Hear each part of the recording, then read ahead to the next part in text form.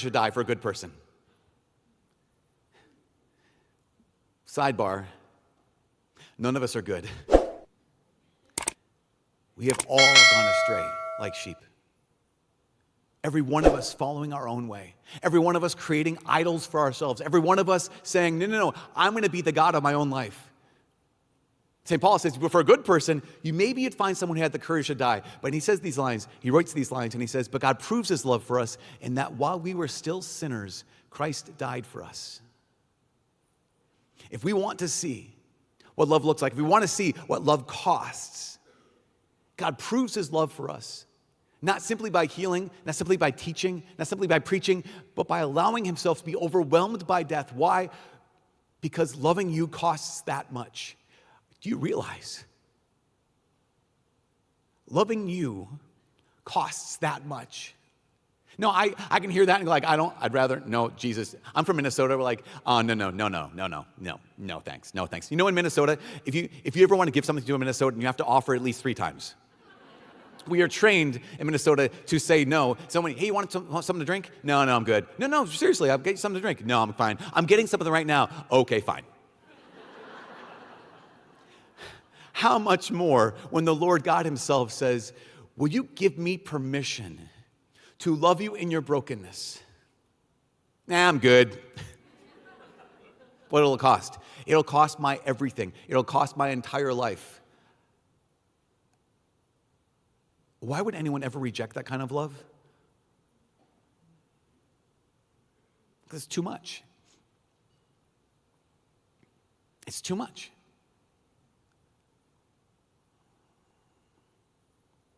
But there's no more powerful witness.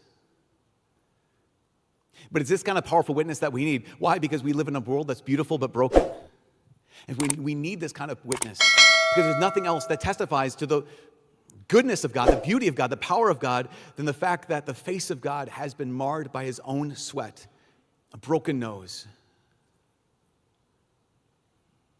a gash in his cheek, a spear in his side. There's a priest in our diocese. His name's Father Ben. Father Ben, I met Father Ben when he was like 17, 18 years old, and I think I was a deacon, and Father Ben this kid was like 120 miles an hour. This guy was on fire. He was a runner, triathlete, and he was on his way to college. And he was like, yeah, Father Mike, or Deacon Mike at the time. He's like, Deke, he called me Deke.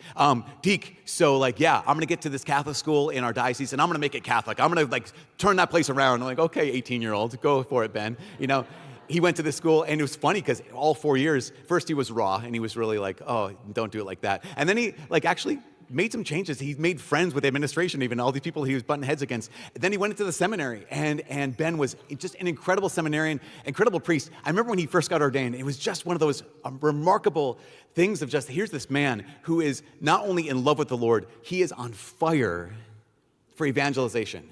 He just, every parish he went into, he was just like, how do we bring as many people to Jesus as possible? And also, as I said, he was a runner.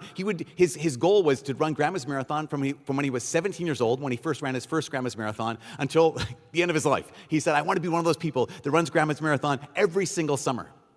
And he did. He was 31 years old. It was a Saturday. And that Saturday morning, he had competed and won a triathlon in the town where he was a pastor, International Falls, Minnesota. And he's driving away from the race back to his rectory, and he didn't feel well. And so he drove himself to the hospital, and that's when Father Ben had his first stroke at the age of 31. He was in the hospital for months. He retaught himself how to read by reading the Bible. Every day, another brother priest, Father Rich, would do all of his priestly duties in his parish and then go down to Father Ben's hospital room and celebrate Mass with Father Ben, just helping him out. Father Ben, like, battled back. Incredible guy. Battled back, became pastor again in International Falls. After all this rehab, it just like he kind of missed a step, a little slower, but just like same zeal, same fire, same just Father Ben just after it, saying, I want to bring as many people to Jesus as possible. And then about 2 years ago, Father Ben had another stroke that was absolutely debilitating. In the last 2 years, Father Ben has struggled to learn how to walk again. He can. He has no feeling in his left arm. Every time I see him, it's like, Father Mike, I'm on day 302. But he also reminds me that he's not only doing Bible in a year, he's doing Bible in half a year. So he does the Bible in a year podcast, but then he does his own reading plan where he reads the Bible in half a year because he can't get enough scripture. And this man who needs help to get dressed, this man who needs help to take a shower, this man who needs help to be a priest, wants nothing more in his life than to be a priest. We had 2 men get ordained this past summer, and at one of these men's massive Thanksgiving, a brother of ours got up and he said, Father Daniel, it was Father Daniel's first Mass. And he said, I wish that Father Mike and Father Ben were here at this Mass, because I'm going to talk about both of them. And I want you to know that I love both of them, that Father Mike and Father Ben are both my brothers. But he turned to this young man who had just been ordained and he said, but Father Daniel, Father Mike is not the image of priesthood that you want to model after. He said, we're glad he's in our diocese and I love him very much. But that's not the image of priesthood you should model your life after. Father Ben, that's the image of priesthood you should model your life after. And I wholeheartedly agree. We realize that the moment that most fully reveals God's goodness and his power and his love for us is not when Jesus was healing as many people as came to him. It was not the moment when Jesus was transfigured on the Mount of Transfiguration. The moment God reveals his power and his glory and his love for us is the moment when he is absolutely weakest and he still says, for you.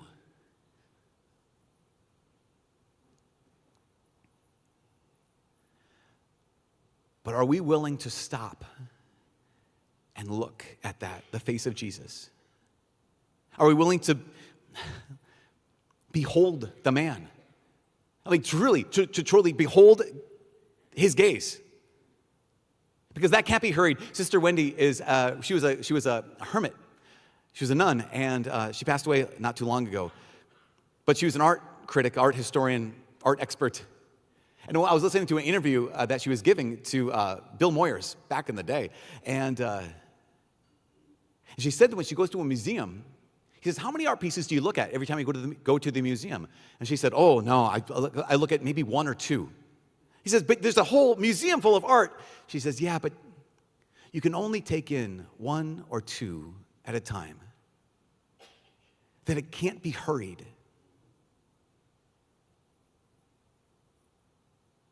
Love can't be hurried. To behold the gaze of Jesus, it can't be hurried. But it has to happen. There's a young woman named Jane. Jane was raised in a Christian home, and when she graduated high school, she went to a Christian school, and she was a singer. She loved singing. She was encouraged by the faculty on campus to try out for all the different singing groups, and she did, and she didn't make any of them, but they just kept encouraging her. They're like, you're good, but just you get better. And so she just sang around campus, off campus, and she grew up in Ohio, but she had gone to Virginia for school. She kind of developed this kind of small following in Virginia, in the area. She cut a couple albums and had some reasonable success there just as a professional singer.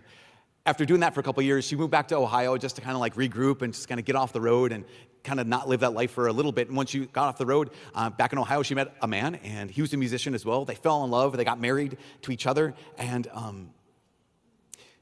Jane said that, kind of an artist way, she said, I want to be a truth teller. I want to be a hope holder. I want to be a strength sharer. That sounds very poetic, right? This is very much like a song writer. I want to be a truth teller, hope holder, a strength sharer. Jane wanted to be a star. She wanted people to be able to see her. And as a Christian, she said, I want people to be able to see me and be like, oh my gosh, how amazing is God? I want people to be able to see me and hear my voice and say, oh my gosh, how amazing is God? And then she developed stage 3 breast cancer. She went through all the chemo, kind of just like my mom. And after a year, she was declared cancer-free.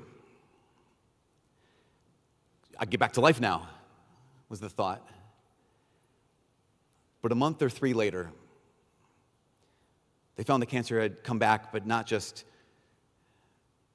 breast cancer, also on her spine and her lungs. And doctors gave her a 2% chance of living. Jane, as a unique young woman, she said, okay, 2% is not a lot, but it's more than 0%. A couple days after this, her husband of 5 years left her. Here's Jane, cancer all over her body, abandoned. She heard about experimental treatment out in California, so she said, why not try it? And she went out to California, and what'd she say? She said, after the doctor told me I was dying, and after the man I married said he didn't love me anymore, I chased a miracle in California, and 16 weeks later, I got it. Cancer was gone. But when my brain caught up with it all, something broke. She said, I later found out that all the tragedy at once had caused a physical head trauma.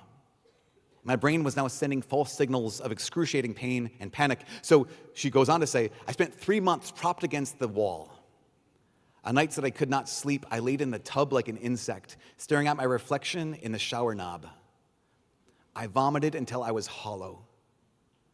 I rolled up under my robe on the tile. The bathroom floor became my place to hide, where I could scream and be ugly, where I could sob and spit and eventually doze off, happy to be asleep even with my head on the toilet.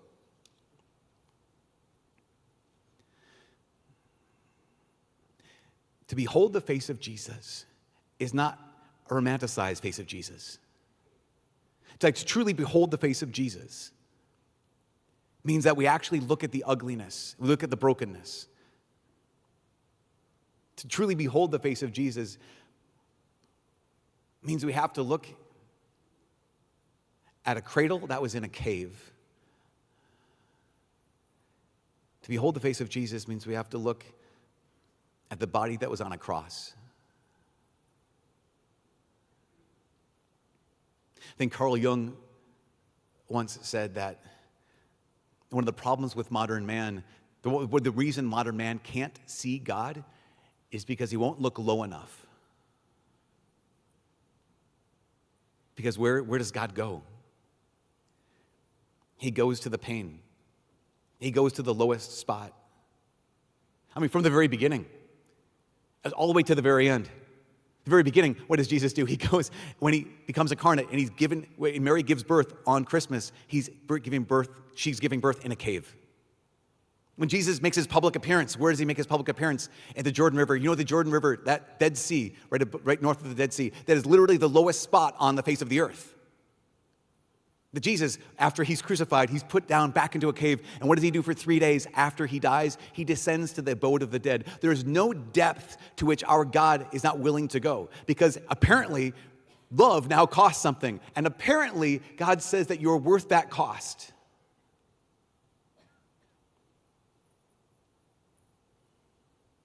What does the gaze of Jesus look like? Just to pause for a second, what would it be like to look at the eyes of Jesus? There is nothing that the eyes of Jesus have not seen. I know this is true for me. In my shame, I want to hide. In my brokenness, I want to hide. I was naked. I was afraid because I was naked, so I hid myself. But when we look at the eyes of Jesus, there is nothing the eyes of Jesus haven't seen. There's nowhere he hasn't looked. In fact, the incarnation says what? There's no darkness that God has not entered into. The darkness of the cave in Bethlehem, the darkness of the cave in Jerusalem, the darkness of the abode of the dead. There is no place, there's no darkness that our God has not yet entered into. There is nothing that the eyes of Jesus have not seen. So why not let him see us? Because here's the thing. We can say, behold the man, and we do. We look upon him, we look upon his gaze, but there's this other word, to behold and to be held. This is the secret for the Christian life in so many ways. To behold God and to behold what it costs him to love us, but also to be held by him. The problem is I'm not willing to do either sometimes. The problem is I'm not willing to take the time to behold him. I don't have room to behold him. I can't be bothered to behold him. And then also I'm too ashamed to be held by him. I'm too self-willed to be held by him. I'm too stupid to be held by him. I'm too broken to be held by him.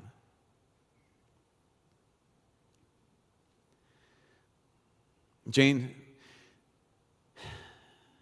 she said, she said, I've had cancer 3 times now, and I'm barely past 30. She says, there are times when I wonder what I must have done to deserve such a story. She said, I fear sometimes that when I die and meet God, that he'll say I disappointed him, or offended him, or I failed him. Maybe he'll just say that I never learned the lesson, or that I wasn't grateful enough. But one thing I know for sure is this: he can never say that he did not know me. One thing he can never say is that he did not know me. Why? She says, because I'm God's downstairs neighbor, banging on the ceiling with a broomstick. I show up at his door every day, sometimes with songs, sometimes with curses, sometimes with apologies, sometimes with gifts, sometimes questions, sometimes demands, and sometimes I use my key under the mat to let myself in. And other times I sulk outside until he opens the door to me himself. And she lets herself be held. This is the secret. Every one of us, beautiful but broken. Every one of us, good but broken. In this world that is beautiful but broken. In this world that is good but broken. Do we have the courage to behold the gaze of Jesus? And do we have the humility to be held by Jesus? If I don't, I can never be that saint he wants me to be. If I don't, I'll never be a son. I'll have a father, but I'll be living as an orphan. If I don't behold him and be held by him, I will always have a father, but I'll be living as an orphan. Jane had wanted her life. She wanted people to see her and say, oh my gosh, she's amazing. How great is God? She wanted people to hear her voice and be able to say, oh my gosh, here's this woman. She's incredible. How great is God? 2 summers ago, Jane went on America's Got Talent. She went on she had a pseudonym, a stage name. She got her stage name because for 3 nights in a row, she would have a dream that she was in the middle of the night that she was hearing birds singing. And she'd wake up and it was the middle of the night and birds would be singing. She's like, that's so weird. Birds shouldn't sing at night. They should sing when dawn comes. But she said, these night birds, they're birds that are willing to sing about the dawn while it's still dark. And so her stage name is Nightbird. I think is dumb, but that's okay. I mean, it's kind of weird. I don't know. I mean, I like the story behind it, but why not Jane? Jane's fine. She went on America's Got Talent, and she sang her song that she had written about her life and about the Lord and about being God's downstairs neighbor. When the panel of judges got done listening to her, Simon said, I'm sorry, I can't send you to the next round. And he leaned all the way across the desk, and he sent her all the way to the final round. Gave her the golden buzzer. The next day, Jane had the #1 song in the world on iTunes. It's been downloaded millions of times. Not only is Jane's music out in the world, Jane's story is out into the world. And people asked her about it, and she said this. She said, Jane, you're a star now. People all know your name, and they all know about God because of you. And the irony wasn't lost on her. She said, I thought it would be sparklier than this. She said, I didn't imagine standing before the world with so many bruises. I didn't expect that in my shining moment, I'd be suffering in front of an audience. I've always expected miracles, but I thought the miracle would be that I could skip to the end, pain-free. I thought the miracle would make me scar-free and brand new. Jane died last summer. But before she died, she said this. She said, I did get a miracle, just not the one I wanted. I get to look for the light and find it. I get to see how much love can endure. And I get to walk the journey with thousands of people like me who can't stop hoping no matter how hard they try. How can someone live like that? How can someone die like that? There is only one way. There's only one way. And it's not by being superhuman. It's not by being scar-free. It's not by having no suffering. It's about saying, okay, God, in my suffering, I'm going to take time to behold you. And in my shame, I'm going to let myself be held by you. Every person in this room tonight, God declares, I know you. You are beautiful and broken. God declares his love over you, declaring you are worth my death. You're worth my broken heart. You're worth what it costs me to love you.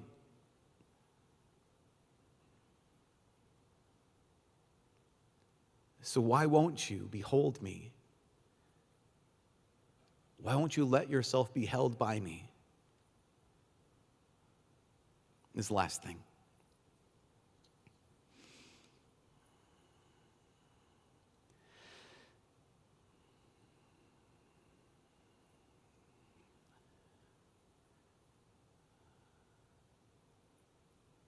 God is closest to us in our pain.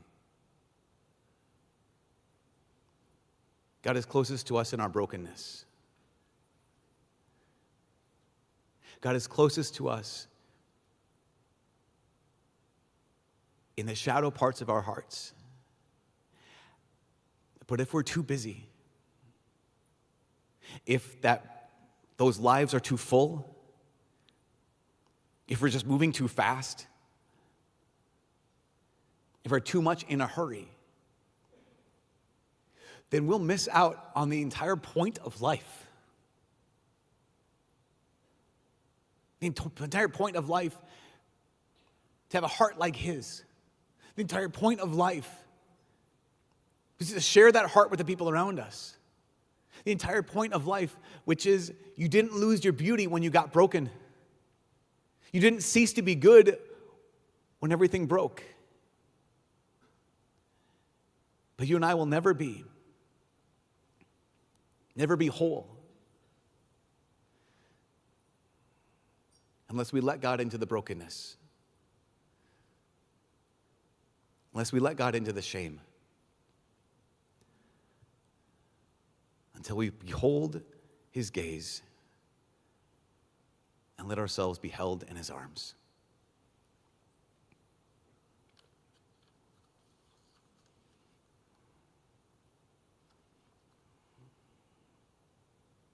Amen.